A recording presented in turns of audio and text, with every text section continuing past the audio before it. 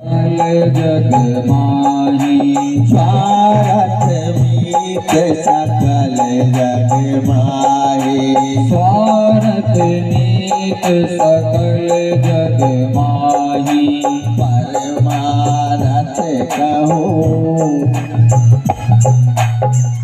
परमारथ किसी के अंदर नहीं है, इतना स्वार्थी है।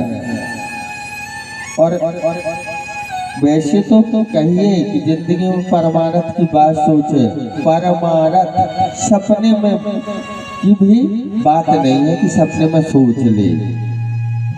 लेकिन यदि खुद की बड़ाई ना सुने तो क्या आता है? क्रोध। इतना सारा कर दिए अच्छा, लेकिन एक बार भी तब नहीं बोला धन्यवाद, है ना। लेकिन ये नहीं समझता यदि उसने तुमको शुक्रिया धन्यवाद दे दिया तो समझ लीजिए आपका आधा पुण्य खत्म कर लिया उसने। और कहो यदि तुम्हारा धन्यवाद ना कर पाए तो क्रोध करने लगे आदमी। तो यदि तुमको क्रोध आ गया, कोई उपकार करने के बाद कोई लालसा रह गई और क्रोध आ गया, जैसे तुम लोग पूजा पाठ ही कर रहे हो ना, सारी चीज कर लो, लेकिन क्रोध तो और हिंसा इनको तो दूर रखो। क्योंकि तामस तन कछु साधन नाहि। तामस तन कछु साधन नाहि। तामस तन कछु साधन नाहि। तामस तन कछु साधन नाहि। प्रीत न पद सरोज मन माहि। प्रीत न पद सरोज मन माही। जाकी रही भावना जैसी। जाकी रही भावना जैसी। प्रभु मूरत देखन तिन तैसी। प्रभु मूरत देखहि तिन तैसी। देखो जैसी भावना से मूर्ति या पत्थर को देख रहे ना, वैसा ही चित्त, वैसा ही मन और वैसा ही पुण्य भी मिलते हैं। तो भगवान से, भगवान की शरण में बैठ के, चाहे आप 2 मिनट के लिए बैठे, रोज का डेली का समय बनाना चाहिए और भगवान से केवल एक प्रार्थना करनी चाहिए, भगवान सब चीज हरण कर लेना पर बुद्धि न हरण करना। हम बुद्धि की बात बताए थे, माँ बेटे के तीनों वरदान नष्ट हो गए थे, तो इस प्रकार का नहीं, भगवान बुद्धि दिए रहना और अपना हाथों को हमारे सर की ओर बढ़ाए रखना। बस इतने से आगे हमें कुछ नहीं चाहिए। दुर्योधन ने भगवान की पूरी चतुरांगणी सेना ले ली, लेकिन वह मूर्ख था और अर्जुन ने कहा कन्हैया मुझे इस चतुरांगणी सेना से क्या मतलब, मुझे तो केवल तू चाहिए। उस समय कन्हैया ने कहा था अर्जुन मैं निहत्था होकर रहूंगा उस युद्ध में। कहा निहत्था ही सही, किसी भी हाल में, हर हाल में चाहिए तू। तो भगवान की शरण लेना चाहिए और भगवान की शरण में जाकर भगवान से केवल एक चीज मांगना चाहिए, केवल और केवल। अब प्रभु कृपा करहु एहि भांति। अब प्रभु कृपा करहु एहि भांति। अब प्रभु कृपा करहु एहि भांति। अब प्रभु कृपा करहु एहि भांति। सब तजी भजन करो दिन राति। सब तजी भजन करहु दिन राति। सब तजी भजन करहु दिन राति। सब तजी भजन करहु दिन राति।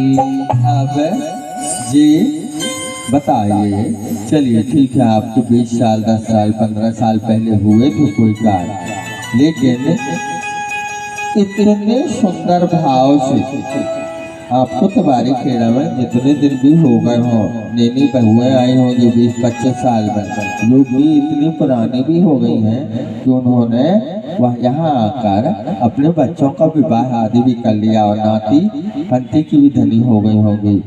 तो इतना भाव भगवान की सामर्थ्य से जितना आप लोगों को मिला इस बगीचे में, वीरान में, जहाँ अकेले आने में भी आपको भय लगे, जहाँ पर आकर आप नीचे भगवान कन्हैया के चरणों में लूट लूट कर इतना अच्छा पुण्यकार और सहयोग प्रदान किए, उसके लिए तो हमारा कन्हैया और बाकी सब प्रसन्न है।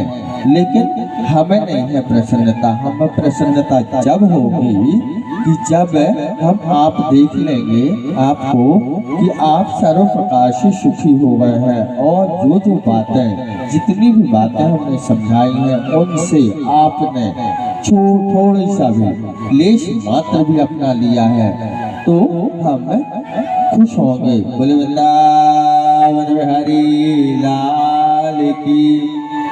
देखिए किसी से न डरो, किसी से न डरो, लेकिन अपने आप से भी न डरो, लेकिन भगवान से डर के रहना चाहिए। भगवान इतने सौम्यता में इतने सौम्य है भगवान राम के समान, और विकरालता में इतने विकराल है, इतने विकराल है, महाकाल महादेव की तरह है। तो उनके क्रोध से हमेशा भय मानना चाहिए। और भगवान से पूजा के समय जैसे कहते हैं कि हे भगवान ऐसा कर दो तो ऐसा चढ़ा देंगे, कर देंगे। भगवान छोटी छोटी बातों से, छोटी छोटी त्रुटियों से वो चीज नहीं मिल पाती जो जिसके हम अधिकारी हैं। जैसे भगवान के पास गए तो हमारे शब्द ऐसे होना चाहिए कि आदेशात्मक शब्द ना हो कि भगवान ऐसा कर दो मतलब हम बहुत तिनके के समान तुच्छ है उनके सामने, लेकिन हमने उनको अपनी वाणी से आदेश दे दिया कि भगवान ऐसा कर दो। लेकिन भगवान से यह कहना चाहिए कि हे नाथ, जिस प्रकार से मेरा कल्याण हो ऐसा उपकार हमारे ऊपर आप करते रहो और अपनी कृपा बनाए रखो।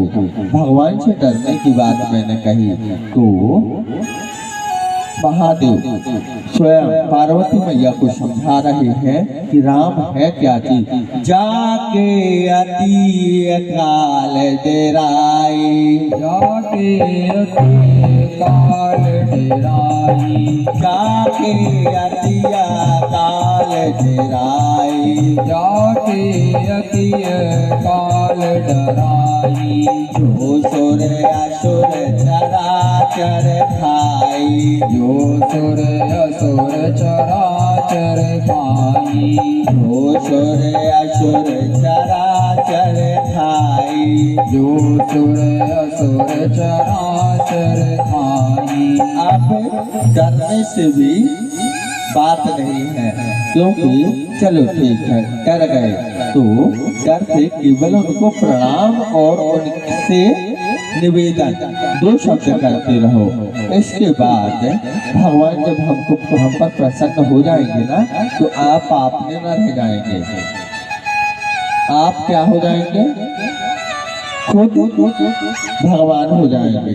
जैसे लेकिन कहा कि बिन सत्संग विवेक न हो, लेकिन जब हम किसी रास्ता में बार बार चलेंगे, पत्थर में बार बार रगड़ मारेंगे, एक बार, दो बार, 3 बार, 1000 बार में उसमें निशान ना पड़े, परंतु कितनी भी कठोर धातु हो, बार बार रगड़ मारने पर थोड़ा थोड़ा निशान आज नहीं तो कल पड़ ही जाएगा। इसी प्रकार से भगवान के जब हम बार बार पुकार लगाएंगे तो भगवान के गान में हमारी यह धीमी आवाज भी पुकार कभी न कभी भगवान के कान में झलक पड़ जाएगी। क्योंकि हम कितने भी अच्छे कर्म कर लें, बुरे कर्म कर लें, लेकिन परिणाम का अधिकार किसके हाथ में है? परिणाम का अधिकार भगवान राम के हाथ में है। तो जैसे तुलसीदास बाबा ने आदेश दिया कि बिन सत्संग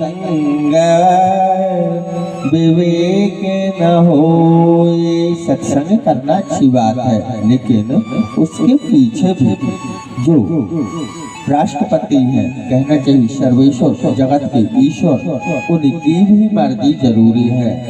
बिन सत्संग विवेक न होए, लेकिन रजा किसकी चाहिए? बिन हरि कृपा सुलभ नहीं सोए। अब उनकी कृपा कब होगी? जब वो खुद चाह ले। सोई जानहि जेहि देव जनाई, कोई जानहि जेहि देव जनाई, सोई जानहि जेहि देव जनाई, कोई जानहि जेहि देव जनाई। जानत तुम्हाय हुई जाई, जानत तुम्हारी होई जाई, जानत तुम्हाय हो जाई।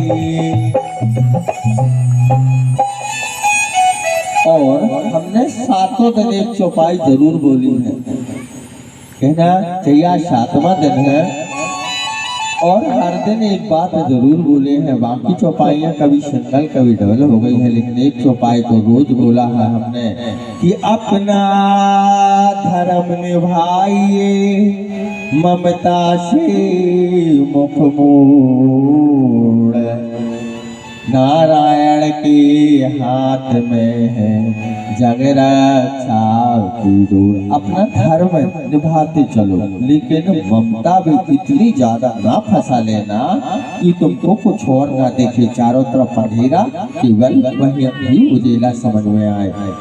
एक बार जड़ भरत की बात थी,